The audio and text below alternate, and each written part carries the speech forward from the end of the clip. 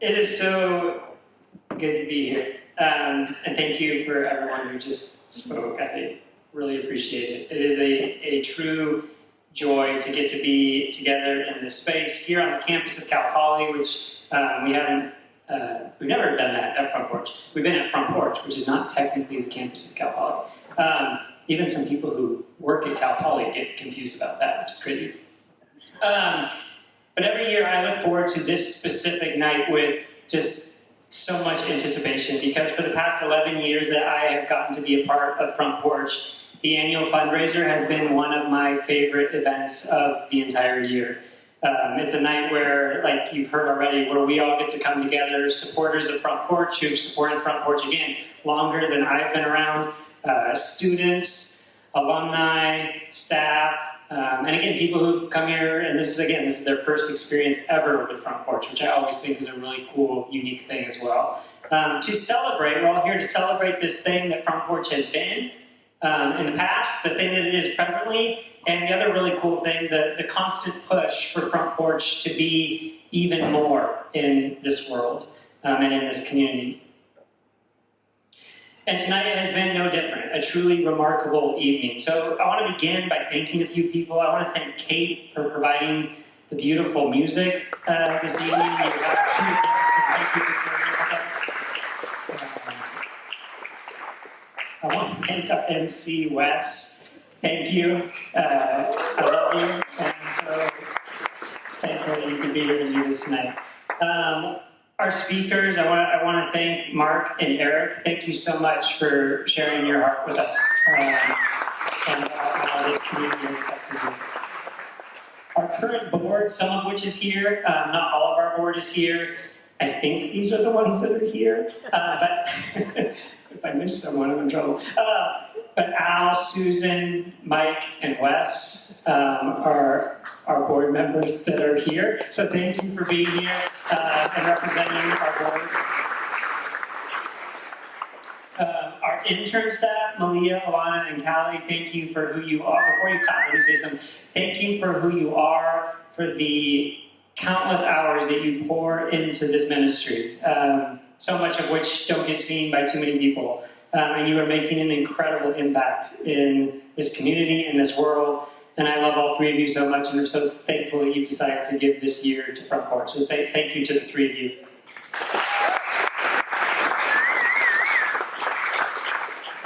And to Dom, who is you can clap in a second. I've worked with Dom for a long time, I think 8 years she's been on staff, and again, I've been on staff 11 years, so you can do the math. The majority of the time I've been at Front Porch, Dom has been on staff as well. And it's a true privilege. I trust her so much, and she has done so much to help shape this ministry, and it wouldn't be what it truly would not be what it is today without her. And it is an honor and a privilege to get to work with her every single day, and I'm just so incredibly grateful that we get to do that together. And she is the one who started planning this event a year ago. And this event would not have been what it is tonight without her. So Dom, thank you for everything.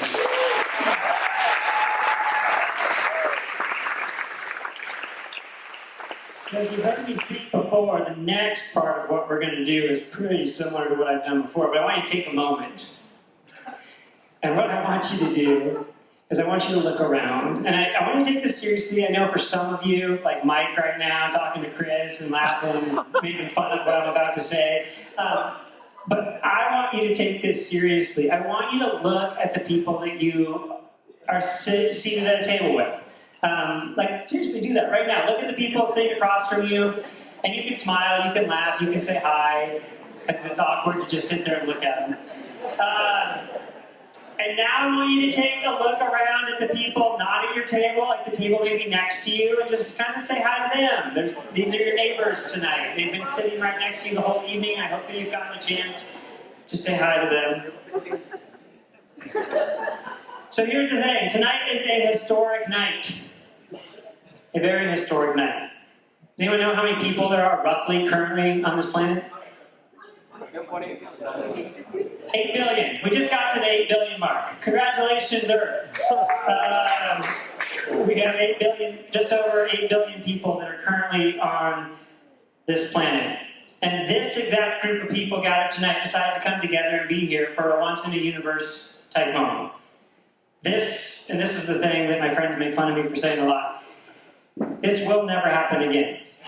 This exact gathering of people will never happen again in the history of this universe. And in moments like these, I often find myself thinking about the crazy amount of things that had to happen in all of our lives, the change that had to occur, the heartbreak, the failures, the painful loss, the joy, the successes, the beautiful gains, the growth.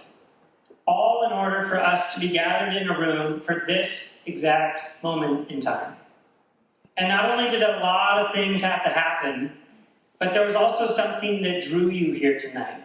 A passion, a pull, a curiosity, an invitation, a belief, a longing, maybe something else. But we are all here tonight because of that combination of growth through life events that led us to a particular moment that would then make it possible for us to say yes to that thing that was drawing us here tonight. This is truly, in my mind, a magical evening. So this whole thing that we do called Front Porch, I say this a good amount with my staff, and I say it on Wednesday nights occasionally when I'm introducing our meal that we do, is built upon the life and teachings of Jesus. So I'm going to talk about Jesus for a moment, and I hope that's okay with you all. If it's not, sorry, I'm up here with the mic. And I am a pastor after all. The students are oftentimes surprised when they hear that I'm a pastor. I don't know why. Maybe I don't get pastor vibes, I don't know. But I'm a pastor. We're going to talk about Jesus. There's this story found early in one of the accounts of Jesus' life where the rabbi, Jesus, and Jesus was a rabbi, so he was an expert in the Torah, which were the first 5 books of their ancient faith text, which we refer to as the first 5 books of the Bible, and expert in the Talmud, which at that time was just this oral tradition of all their thoughts about the Torah, and he was an expert in that, and he had a following. Of people that wanted to follow him and learn kind of his take on the interpretation of all that.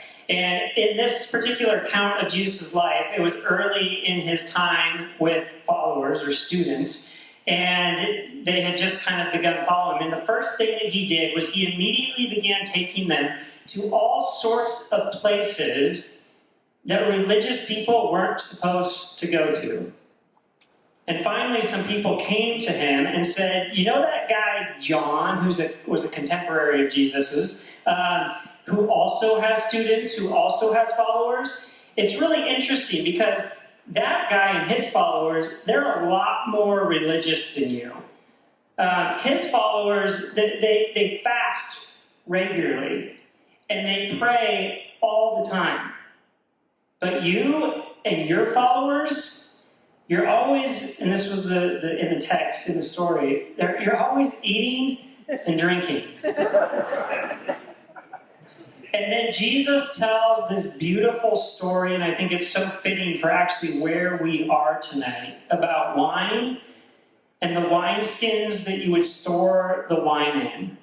And this is what he says in the story. He says, nobody pours new wine into old wineskins, because if they did, the new wine would cause the old wineskins to burst, effectively ruining the new wine. Instead, what you have to do, Jesus says, is you have to put new wine into new wineskins. And he finishes the story by effectively saying, and the real funny thing is, people are going to keep wanting the old wine, even when new wine comes along, because they think it tastes better. Jesus was a person who implemented growth and change, and he did something new that didn't fit the traditional religious mold of his day that people were so familiar and comfortable with. Jesus wasn't concerned necessarily with people worshiping him on a weekly basis. In fact, I don't know if Jesus was interested in people worshiping him at all, but what I'm fairly certain of is that Jesus invited people to imitate the way that he lived his life, which was to include those who had never been included, to love people who society had turned a blind eye to be incredibly generous and hospitable with everyone, but especially people who didn't fit into the religious or societal mold of the day. To let people know that the stories that society and culture had created to try and hold people back were not true stories at all, and in fact, there was a better story. That the social alignments or arrangements that existed within society were actually keeping people from achieving their full potential, keeping them from experiencing all that life was meant to be. And so he not only painted a beautiful picture of a new reality for people living in the first century, he lived it out. And then he said, come be a part of this new, disruptive, subversive world that I am trying to open all of your eyes to. And guess what? It drove the religious people of Jesus' day absolutely crazy. Why? Because what Jesus was doing didn't fit into their mold or their formula of what the whole thing was supposed to look like. He wasn't doing or saying all the right things that in their mind made the whole thing valid, because he was doing something new. The reason I tell you all of this is because this is the idea, this is the concept, the way of life that Front Porch as an organization, as a ministry, is molded after. One that is willing to change and adapt when necessary to connect with students, and to do all those things I mentioned above with regards to how Jesus lived his life. Front Porch has grown immensely since it started. It has its very beginnings in 1952 when the Presbytery of Santa Barbara decided that they were going to purchase this little home and some fields behind it.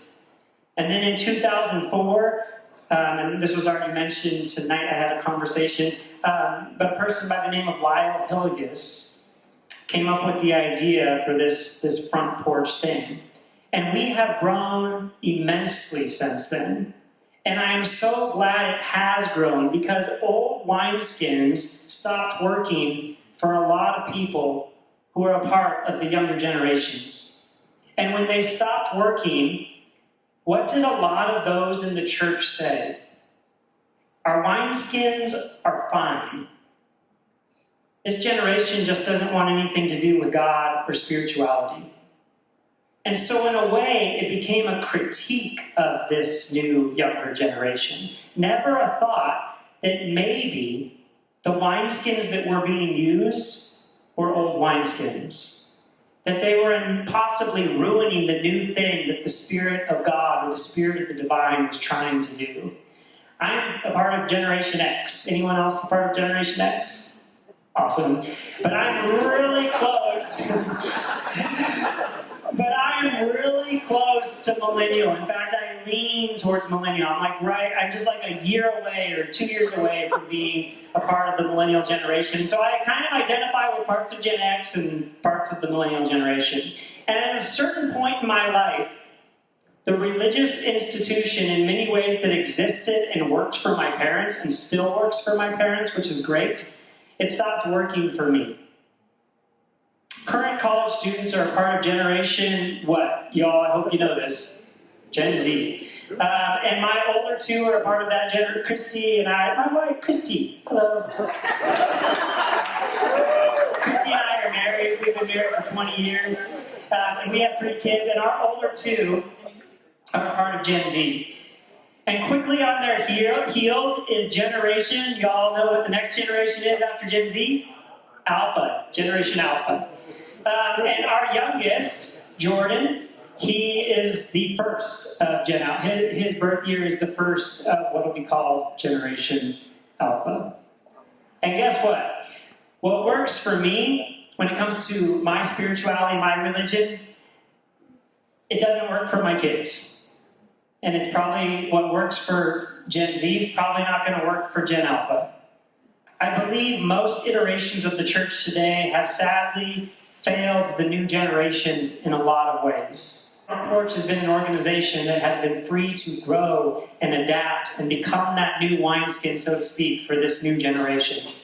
An organization where right belief does not get in the way of that thing that always captivated me from a young age about the person of Jesus. Radical, transformative love.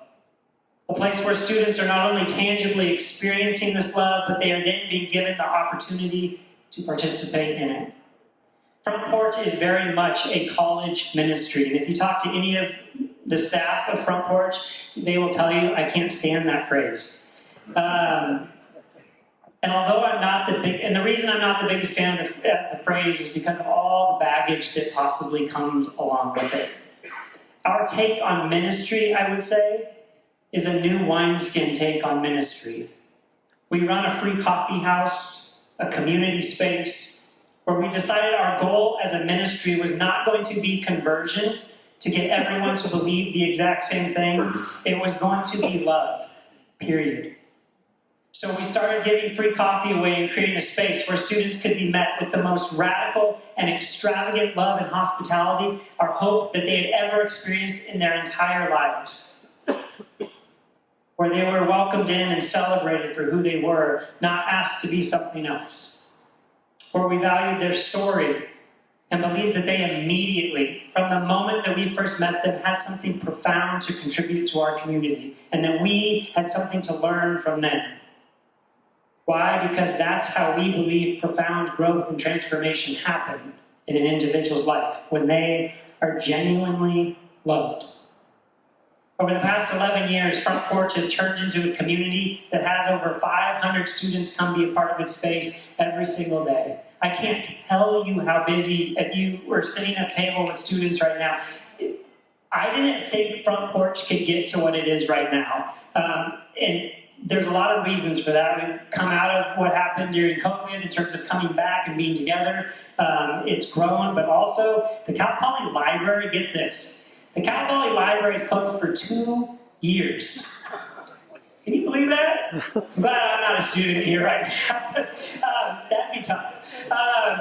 So I'm sorry to all your students who are current students and having your life. But so we have, all that to say, we have a lot of students in our space all the time. It is the most packed I've ever seen it in the 11 years that I've been a part of it. Most days, I can hardly walk through the main room. Al was there the other day, and I know that Al's on our board, and he's in charge of the facilities and all that goes on there, and he was a little concerned because there were so many people. It's legitimately possibly a fire hazard because there's just so many people. But I love it. We have thousands of students come through our space a week. Over 140 current volunteers, and like you heard, I think in the trivia, I think 193 something signed up to help make Front Porch run every single day. Many of which here tonight, or some of which are here tonight. And we just keep providing space and opportunities for students to feel connected, known, and loved, whether it be through our weekly community meals, our regular camping trips, our open mic nights, our Taylor Swift 1989 version release party that we had a few weeks ago. And students' lives are being changed, feeling more connected to themselves, more connected to others, more connected to the world around them, the community around them, more connected to God than they ever have before. We have students a part of our community, and I've said this before in the years past, from every faith tradition or no faith tradition at all.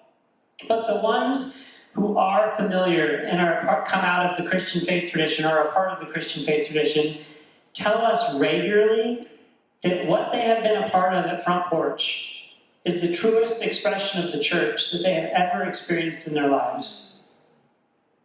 But in order for all that to happen, we needed a new wineskin. So before I ask you for money, because I am going to ask you for money, I want to thank you. And I'm going to try to, I am incredibly genuine here. I say this from the depths of my heart, of my being, that I am so incredibly grateful for you. To those of you who have supported this growth and change of this ministry over the years, it has been a growing process, and it could not have happened without you. When I first arrived years ago and presented a new wineskin model for what college ministry could look like, you believed in something. And you didn't have to. And it was not always easy. You didn't always agree all the time with what I was saying. But I think you sensed something. You sensed a more beautiful, something, that there was something, the Spirit of God was inviting us all to be a part of something more beautiful and beyond our current framework, so we could understand in that moment. And even though it was different from what you might have been used to, the old wineskin, the old wine, so to speak, that might taste a little bit better to you, and that's okay. You believed and realized that there was need for change. And that thing that needed to change was how we were going to relate to this newer generation, and so we grew together. Here's the thing. I don't think we're done. I think there's a whole lot more to do. And I know new generations are coming that are going to think about things vastly different from the current generation. And so there's more to do, there's more to imagine, there's more to discover, there's more to join in with. And after 11 years of being here, I personally feel like I am just getting started. Because I happen to believe in a God that is always doing something new. And I'm excited to continue to share as that progresses. Meanwhile, we have to keep this beautiful thing called Front Porch slow running, and it takes money to do that. I wish it didn't, but it does. The world in which we live, it takes money to do things. Every year it takes money. Our budget for 2023 to make Front Porch run is $360,000. And from tonight until December 31st, we have $170,000 to go, which if you do the math, that's a pretty big portion of our budget left to raise. That doesn't scare us. This is usually where we're at this time. Wes is, I didn't say this when I introduced Wes, he's also our money guy at Front Porch. He's our treasurer, budget guy, and all that. Yeah, now they're scared. I should have said that. But the $170,000, having over about half of our budget left to raise, that's where we're usually at this time of year, because so much of our funding comes from this specific event and year-end giving. We have an incredibly generous anonymous donor who believes in Front Porch so much. And I get the privilege of having lunch with him once a month. And I can't tell you, every time I have lunch with him, he talks about how much, he doesn't even know the students, but the way he talks about them as if they're his own grandchildren. And it's just a beautiful, beautiful thing. And he talks about this donor group, again, which he doesn't know many of you. He knows a few of you, but not most. And he loves this donor group so much and believes in them so much. And he tells me that that's why he gives the matching gift every year. And he's continued to raise that. So this year he's giving an $85,000 matching gift. And the way that works, yeah, thank you to our anonymous donor.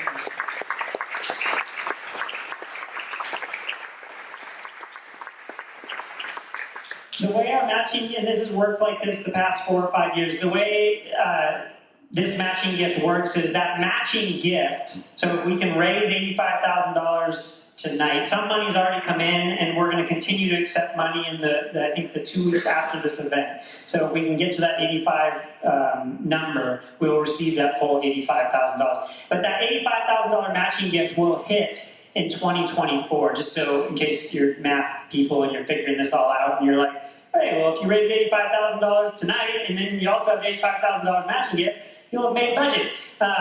Which that's not the case. We'll still have a little bit of work to do, because that $85,000 matching gift hits in 2024 in February. But I would love to see us hit that tonight and hopefully exceed it, so that we can combine with tonight's giving and upcoming year-end giving. We will hopefully make budget. Believe me, and I know I'm incredibly biased, but it is money well spent. And I hope that you've felt that tonight and realized that. What other organization is accomplishing what we're doing at Front Porch? loving, accepting, and affirming this generation in such a profound way that our space is beyond capacity nearly every hour of every day. Why is that? That's what people ask me all the time. Donors, especially, why do people come? Why do people come to Front Porch? Is it the free coffee? They want to pinpoint something. And so is it the free coffee? Is it the space to study? Is it the welcoming and hospitable team of staff and volunteers? Is it the community meals? It's all of it. It's all of it. And it's the way in which it is all done. And it all works together to give each student who comes into our space one giant, loving embrace. I believe that Front Porch is a conduit through which divine love freely flows every single day. And your giving tonight is an investment that is truly transforming students' lives in a way like I have never seen by any other organization that I've ever been a part of or witnessed in my life. Because the only way for positive change and growth to happen, I believe, is through love. And for me, that is a participatory action in the Spirit of God that is actively at work in and around and through us all the time. And I want to see that continue, and I'm guessing you do too. So please give tonight, whatever you can, give freely, give generously, so that students, thousands of them, most of whom you will probably never meet in your entire lives, can experience something so profound that their life is forever changed and our world is made a much, much better place. I love you all, and I'm so incredibly grateful for you. Thank you for being here tonight. I'm going to invite Wes back up, but thank you for letting me talk to you for a little bit.